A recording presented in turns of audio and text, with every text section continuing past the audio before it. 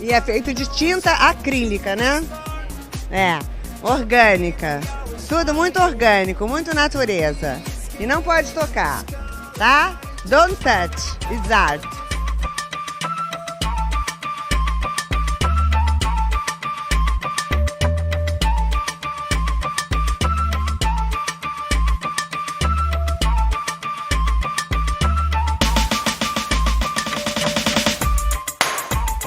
E aí, gente perdida? Tá começando mais um Não Pode Tocar. Eu sou o Rodrigo Hipólito e este é o 5º episódio da nossa 5ª temporada. Se você chegou aqui agora, o Não Pode Tocar é um podcast sobre teoria, história, crítica, prática de arte e temas afins. No nosso feed, você encontra, além dos episódios de temporada, com conversas, ensaios e experimentações, o Pataquadas, no qual a Alana de Oliveira repercute as principais notícias do mundinho da arte com colunas abertas de Denis Almeida e Camila Salotto, e o Não Pode Chorar, que são os episódios nos quais nós contamos algumas desventuras da vida e pensamos em modos criativos de lidar com elas. Nós lançamos episódios todo domingo e estamos presentes em todos os tocadores de podcast e nos aplicativos comumente usados para ouvir música, como o Deezer e o Spotify. Para quem não usa aplicativos para ouvir podcast, nós disponibilizamos os nossos episódios no YouTube e você pode ouvir direto no site notamanuscrita.com. Lá, em notamanuscrita.com, você encontra a postagem original deste episódio, com a descrição completa, com os links para todas as formas de nos seguir, de tudo que nós comentarmos no episódio e para os nossos perfis pessoais e oficiais. Quem comanda as redes do Não Pode Tocar é o Tiwi, o primeiro e único cão podcaster. Tanto no Twitter quanto no Instagram, você encontra o Tiwi como @nãopodetocar, sempre com o D de pod no mudo. Vai lá ganhar uns lambejos do Titi. No finalzinho da descrição do episódio, você encontra uma chave Pix e o link para o nosso PicPay. Acesse picpay.me/nãopodetocar e considere apoiar este projeto com R$1, R$2, R$5 mensais ou com qualquer valor esporádico. Se não der para apoiar financeiramente, só de seguir a gente nas redes e compartilhar este episódio, você já nos ajuda e muito. Antes de ir para o recheio do episódio de hoje, eu quero convidar você para ouvir o Descriarte Podcast. A gente já teve a participação de Ariel Machado aqui no Não Pode Tocar e eu já elogiei horrores o Descriarte. Como recomendação, vai ficar linkado na descrição completa o episódio Querido Vincent Van Gogh, que tem a minha voz como participante. Ficou realmente muito bem feito e você deveria muito ouvir.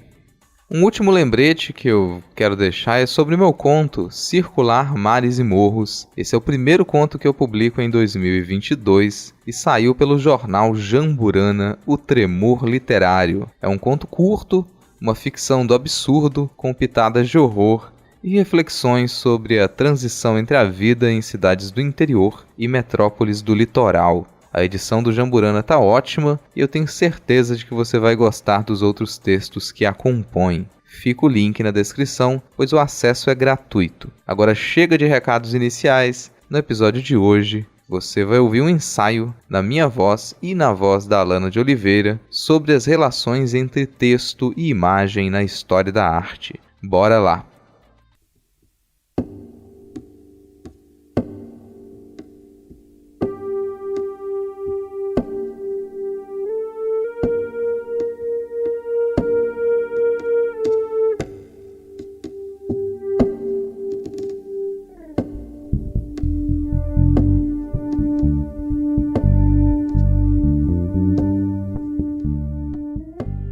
As relações entre texto e imagem são um dos tópicos mais comuns nas teorias das artes. Design, cinema, artes plásticas, literatura. Para onde você se virar, você encontra filósofos, semiólogos, historiadores e críticos com a sua análise de como texto e imagem são polos da nossa comunicação. Algumas dessas teorias são tão herméticas que talvez ainda precisem de mais tempo para serem digeridas por pessoas interessadas, disponíveis para passar uma boa parte da vida dedicadas àquela pesquisa. Outros pensamentos, em um sentido oposto, já se dissolveram no cotidiano. Entender palavra e imagem como duas coisas completamente diferentes, por exemplo, é algo que a gente faz sem pensar sobre o assunto.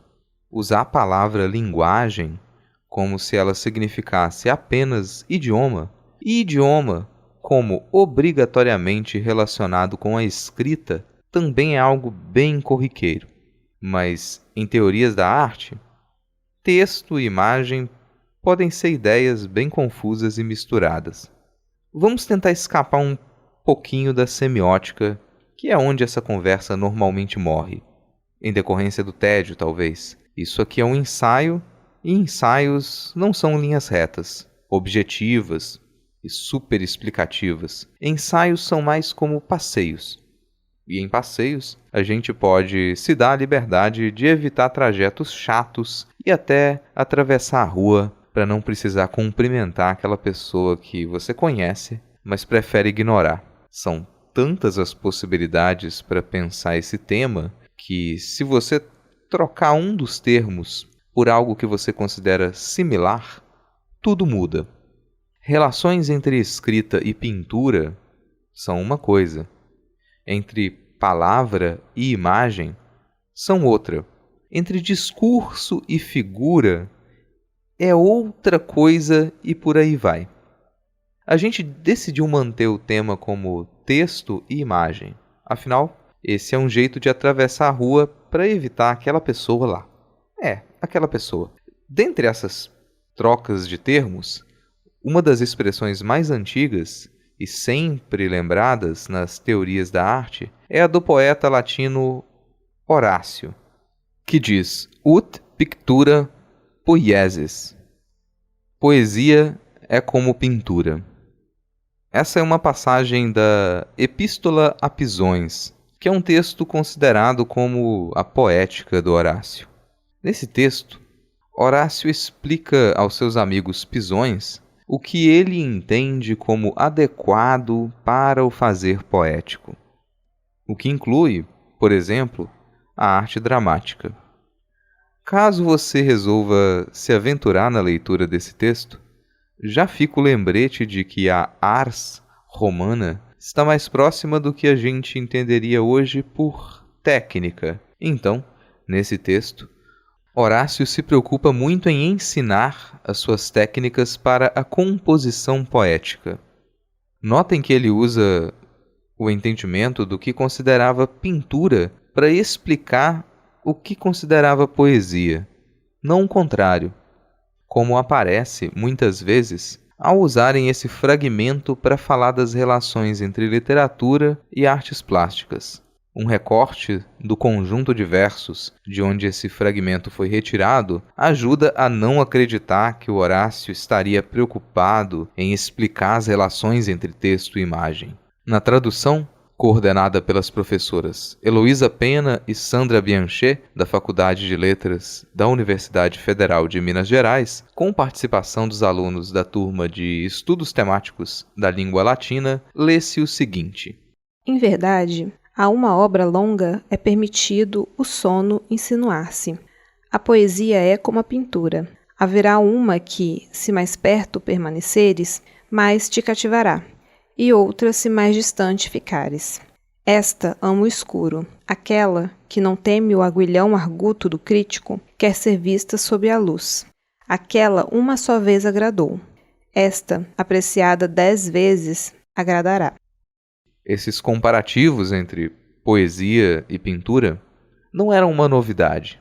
Dá para a gente voltar alguns séculos e pensar a frase do poeta lírico grego Simônides de Ceus, atribuída por Plutarco, que diz, abre aspas, a pintura é uma poesia muda. A poesia, uma pintura que fala, fecha aspas. O Plutarco usa essa frase para ressaltar seu entendimento de que a pintura e a poesia seriam, ambas, baseadas na representação da natureza e, por isso, sempre seriam semelhantes. É como se ele dissesse que variavam os meios, mas os elementos expressivos continuariam os mesmos, ou, pelo menos, as intenções contidas nesses elementos expressivos permaneceriam as mesmas. Nas palavras da professora Luísa de Nazaré Ferreira, da Universidade de Coimbra, no artigo Referências cromáticas nos fragmentos de Simônides, esta reflexão sobre a proximidade entre a arte da poesia e a da pintura, pela capacidade extraordinária de representarem a realidade, devia ser bastante familiar ao escritor de Queroneia, uma vez que a evoca noutros tratados, mesmo sem mencionar o nome de Simônides. A imagem da poesia comparada à pintura, tenha sido ou não formulada por Simônides, chama a atenção para uma característica da sua obra, que, não obstante o estado fragmentário do corpus, ainda nos é permitido apreciar. Referimo-nos a uma qualidade imagética que se expressa na descrição pormenorizada, na ênfase dada às texturas, aos metais preciosos, aos elementos da natureza e, em particular, aos detalhes cromáticos. Plutarco parece também interpretar aquela reflexão neste sentido. Este estilo, a que poderíamos chamar impressionista, nada tem de singular, sendo antes uma característica que Simônides partilha com outros poetas gregos, em especial com os que o precederam, como Safo e Anacreonte, e já amplamente representado na épica homérica. Recorde-se, a título de exemplo, a célebre descrição do armar de Agamemnon no canto 11 da Ilíada. O poeta começa por mencionar o bronze reluzente, as belas nêmides adornadas de prata na parte ajustada ao tornozelo, as 10 tiras de escuro azul e as 12 de ouro e 20 de estanho, sobre a couraça, oferecida ao rei de Micenas como presente de hospitalidade.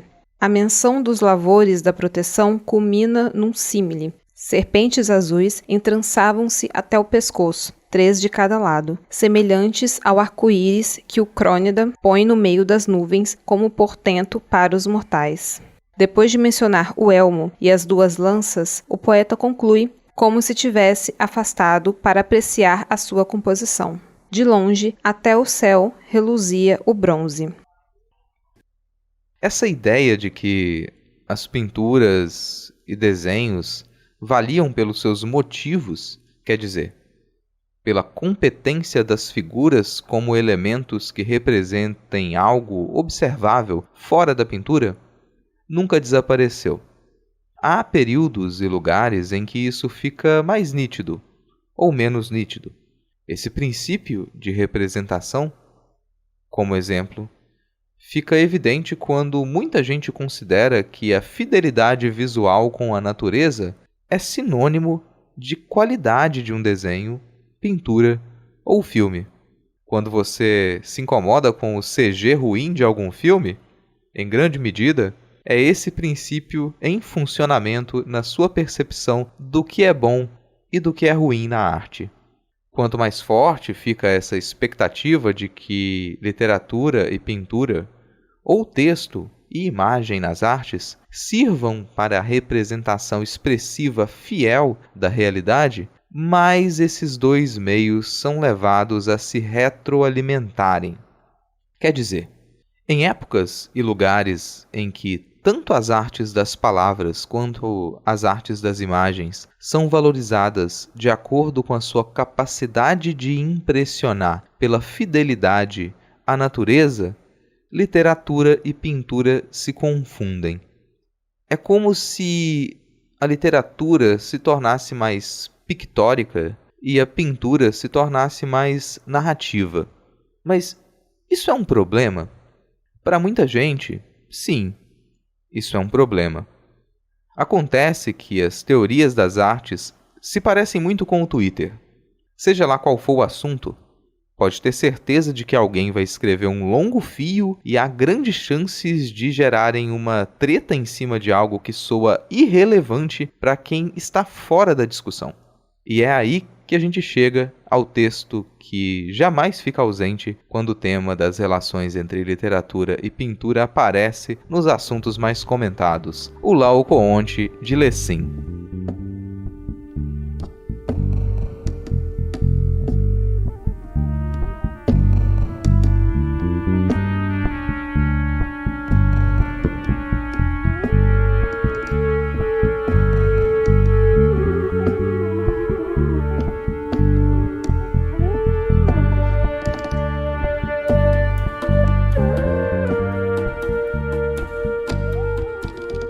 Esse é um livro publicado em 1766. E não há muita dúvida de que essa seja a obra mais citada sobre essa discussão.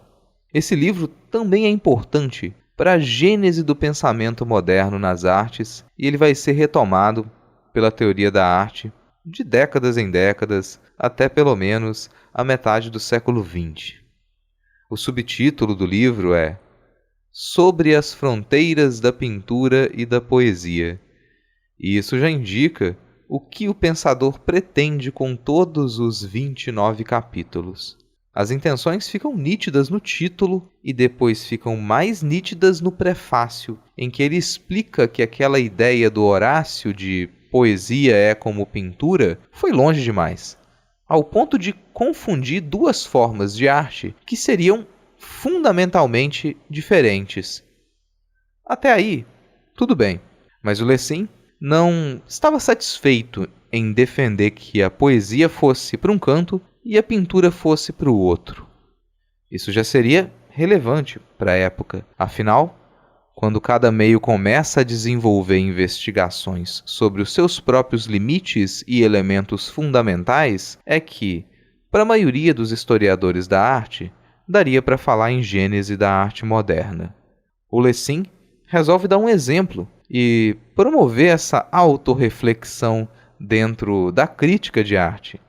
Ele afirma que nem os filósofos, nem os amadores de outras épocas estariam em condições de realizar essa separação entre poesia e pintura. Para ele, somente a crítica moderna, quer dizer, a crítica mais atualizada da sua época, seria capaz de realizar essa tarefa.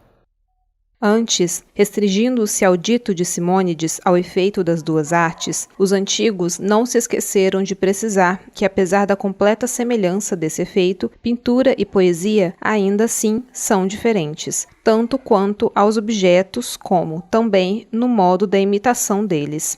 Mas, como se não houvesse, em absoluto, uma tal diferença, muitos dos críticos de arte mais modernos deduziram as coisas mais parvas do mundo a partir desta concordância entre a pintura e a poesia.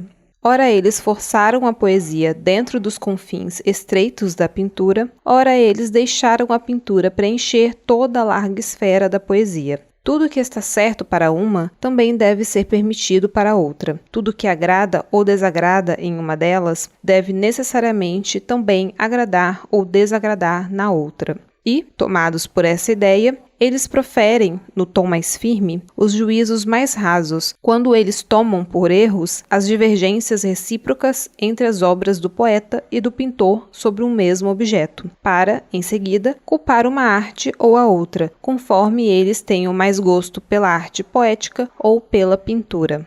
Essa pseudocrítica, inclusive, seduziu, em parte, os próprios virtuosos. Ela gerou, na poesia, a mania da descrição e, na pintura, o alegorismo. Assim, procurou-se fazer da primeira uma pintura falante, sem se saber, propriamente, o que ela pode ou deve pintar, e da segunda, um poema mudo, sem se ter refletido em que medida ela pode expressar conceitos universais sem se distanciar de sua determinação e se transformar em um tipo de escrita arbitrário. E para exemplificar, ele pega uma crítica escrita pelo Winckelmann, o pai da história da arte, alguns anos antes, sobre o conjunto escultórico O Laocoonte e seus filhos, e descasca o que ele tinha escrito. Quer dizer, era a crítica criticando a própria crítica. Esse tipo de coisa funcionou tão bem para alimentar a treta que, se duvidar, ela se sustenta até hoje. para perceber o impacto que esse texto teve nas épocas seguintes, vale dar a palavra ao @Johann Wolfgang von Goethe, que tuitou o seguinte: só sendo jovem para poder imaginar qual o efeito que o Laocoonte de Lessing exerceu sobre nós, na medida em que essa obra nos arremessou de um horizonte miserável para os cumes livres do pensamento. O Ut Pictura Poesis, por tanto tempo mal interpretado, foi de repente superado. A diferença entre as artes plásticas e a poesia ficou clara. Os cumes de ambas apareceram então separados, por mais que as bases se encontrassem. O artista plástico deveria manter-se dentro das fronteiras do belo, por mais que o poeta, que não pode passar ser um significado de qualquer espécie, fosse permitido errar para além delas. Aquele trabalha para os sentidos externos e só se satisfaz com o belo. Esse, para a imaginação, e pode-se entender com o feio. Pois é, o livro do Lessing causou bastante impacto, mas o sistema de produção das artes visuais e artes escritas na Europa possuía uma estrutura e uma tradição fortes o bastante para ser difícil de ser rompido ou ser modificado com rapidez. A gente pode pegar, por exemplo, a Real Academia de Pintura e Escultura de Paris, que era, talvez, a mais renomada dos séculos XVIII e XIX. A Academia Francesa ensinava e produzia arte baseada nos grandes mestres italianos. Daí, alguém poderia deduzir que o ensino das técnicas através da observação dos modelos ideais da própria história da arte resultaria em um círculo fechado de influência de pinturas e esculturas sobre pinturas e esculturas. Afinal, se artistas em formação para serem renomados precisavam passar anos das suas vidas no estudo e cópias de trabalhos clássicos, não haveria espaço para uma dominação de textos descritivos e narrativos, como reclamava o Lessing. Acontece que essa mesma academia de arte estabeleceu uma hierarquia rígida entre as categorias de pinturas. Havia tipos de pinturas menos valorizados e tipos de pinturas mais valorizados. Na parte baixa dessa hierarquia estavam as naturezas mortas. Pinturas de motivo simples, com frutas, objetos e tecidos, sem corpos humanos, sem personagens e, pelos padrões da época, sem uma história para contar. Depois, apareceriam as paisagens, ainda sem corpos humanos, mas com um vínculo de representação mais complexo com a natureza, a possibilidade de falar sobre um lugar e um cenário. Depois, apareceriam os retratos que, obviamente, estavam focados na representação de corpos humanos e de pessoas reais, como personagens construídos. A vice-campeã era a pintura de gênero, que juntava os elementos da paisagem com figuras humanas para representar cenas do cotidiano. Por último, havia as pinturas históricas, com toda a grandiosidade dos temas, do tamanho das telas e dos detalhes relativos a fatos históricos ou narrativas religiosas e mitológicas. São pinturas que te contam uma história, com personagens, cenários e acontecimentos representados com muitos detalhes. É nítido que a hierarquia de gêneros da pintura na Academia Francesa privilegiava a narrativa e a representação de personagens. Além disso, a gente deve acrescentar a cultura dos salões oficiais de pintura e escultura. Nesses salões, a competição entre obras do mesmo gênero incluía, de modo quase dependente, o trabalho da crítica textual. Muitas vezes, para que o público e o próprio júri pudesse estabelecer critérios, o texto da crítica especializada possuía um enorme peso. Em jornais e folhetos, as descrições e explicações dadas pelos críticos podiam elevar o nome de um artista ou fazer com que ele caísse em desgraça. Uma sugestão para quem quiser compreender como o ambiente da produção e da crítica de arte nas primeiras décadas do século XIX, na França, era feroz, é o livro As Ilusões Perdidas, do Balzac. Um dos arcos principais do livro conta a história de um poeta de uma cidade interiorana que vai para Paris tentar se sobressair com a sua arte. É um livro já clássico, mas eu não vou contar muita coisa dele. Basta saber que é um livro bom para passar raiva, porque ninguém no mundinho da arte presta desde sempre. Ainda assim, no século XIX, a gente vai ter algumas mudanças significativas a partir dessa ideia de que cada meio deveria se autocriticar até descobrir quais eram seus elementos fundamentais. Então, vamos aceitar que, a partir desse ponto, a gente teria discussões modernas nas artes. E para resumir bem todo esse cenário anterior, ficam as palavras do historiador da arte Meyer Schapiro em Words, Script and Pictures. Grande parte das artes visuais na Europa, desde a Antiguidade até o século XVIII, representa motivos tirados de um texto escrito. O pintor, desenhista ou escultor tinha a tarefa de traduzir a palavra, religiosa, histórica ou poética, em uma imagem visual. É verdade que vários artistas não consultavam o texto, mas copiavam uma ilustração existente, seja de uma maneira fiel, seja com algumas mudanças. Mas, para nós, atualmente, a inteligibilidade daquela cópia, assim como do original, se baseia na sua correspondência com um texto conhecido mediante o reconhecimento das formas dos objetos figurados, assim como dos significados das ações sugeridas pelas palavras. A imagem resultante corresponde ao conceito ou à memória visual relacionada com as palavras. A correspondência entre a palavra e a imagem é muitas vezes problemática e surpreendentemente vaga. As mudanças que acontecem no final do século XVIII e começo do século XIX afetam o cerne de todas as áreas de produção de conhecimento e comunicação. Na história da arte, a gente fala em entrincheiramento dos meios. Isso quer dizer não apenas que artistas e críticos começam a se debruçar sobre o meio que eles usam para se expressar, mas também que a estrutura desses meios começa a se tornar mais rígida, a modificar-se menos de acordo com as influências da natureza e das outras áreas, e mais de acordo com as possibilidades de seus próprios elementos constitutivos. Em outras palavras, seus elementos formais. Com relação às pinturas, a gente pode partir dos questionamentos feitos sobre os salões de arte de Paris e sua hierarquia de gênero e temáticas e chegar ao entendimento da cor e da planaridade como os elementos fundamentais da expressão pictórica. Mas isso já é tema para outro episódio. Nessa hora, a gente atravessa a rua para não ter que cumprimentar o Clement Greenberg, pelo menos não agora. Só que, do outro lado da rua, a gente dá de cara com o Foucault.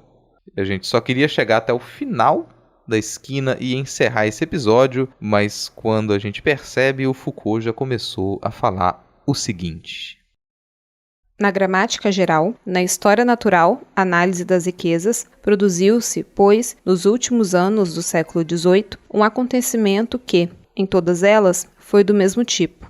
Os signos de que as representações eram afetadas, a análise das identidades e das diferenças que, então, se podia estabelecer, o quadro, ao mesmo tempo contínuo e articulado que se instaurava na profusão de similitudes, a ordem definida entre as multiplicidades empíricas doravante não podem mais se fundar apenas na reduplicação da representação em relação a ela mesma. A partir desse acontecimento, o que valoriza os objetos de desejo não são mais apenas os outros objetos que o desejo pode representar, mas um elemento irredutível a essa representação: o trabalho.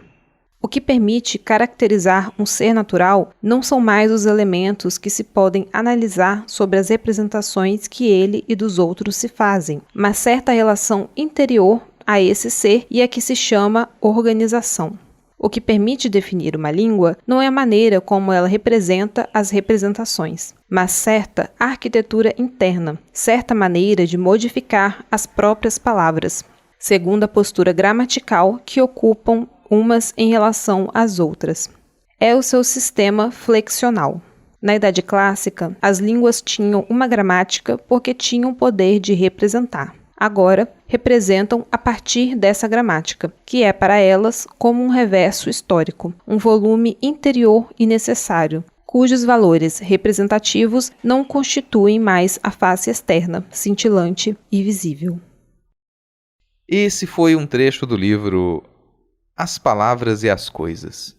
No quinto ponto do capítulo 7, que fala sobre os limites da representação.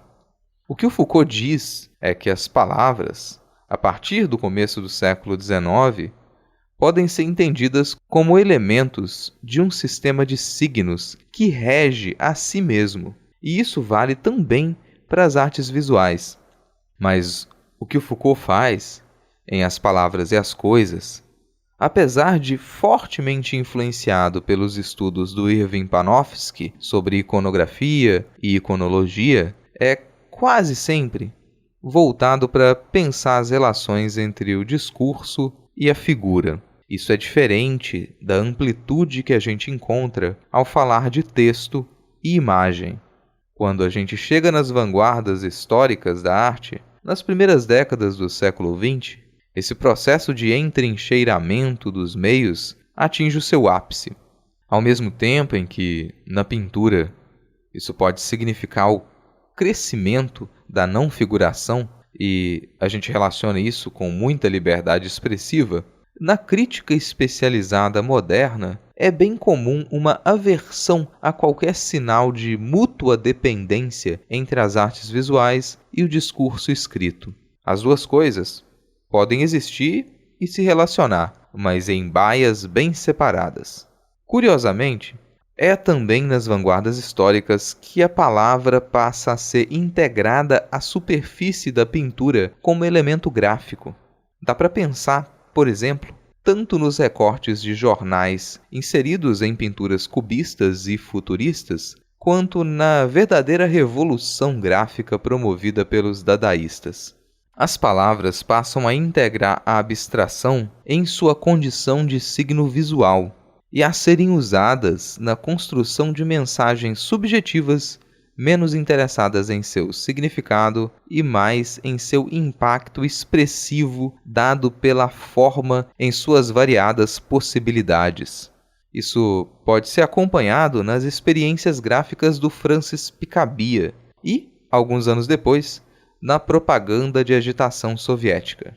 Pode parecer pouca coisa, mas essa é uma mudança de paradigma absurda. Durante centenas de anos, ainda que sempre houvesse controvérsia, não dava para ter muita dúvida sobre a separação das artes visuais como domínio de todo tipo de representação baseada na semelhança formal e o texto como referência linguística que se desliga da representação mimética. A partir dos modernismos na arte, como disse o René Magritte, citado pelo próprio Foucault no texto Isso Não É um Cachimbo, abre aspas, uma palavra pode tomar o lugar de um objeto na realidade, assim como uma imagem pode tomar o lugar de uma palavra numa proposição. Fecha aspas. Em outras palavras, texto é imagem.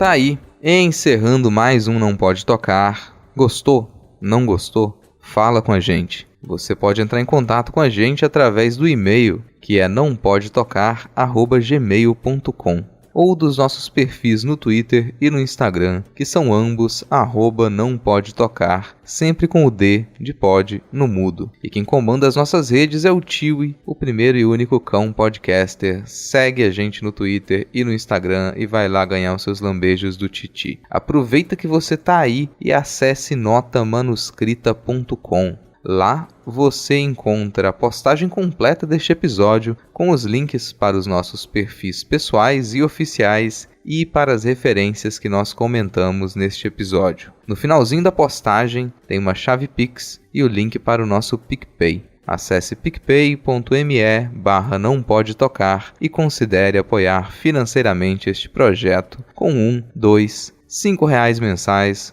ou com qualquer valor esporádico. Se não der para apoiar financeiramente, só de seguir a gente nas redes e compartilhar este episódio, você já nos ajuda e muito. Ainda em notamanuscrita.com você encontra textos de processo, crônicas, contos, resenhas de livros, artigos acadêmicos, fotografias, ilustrações e outras das nossas produções. Por hoje é isso. Se nada der muito, mas muito errado, semana que vem a gente tá de volta. Valeu, falou!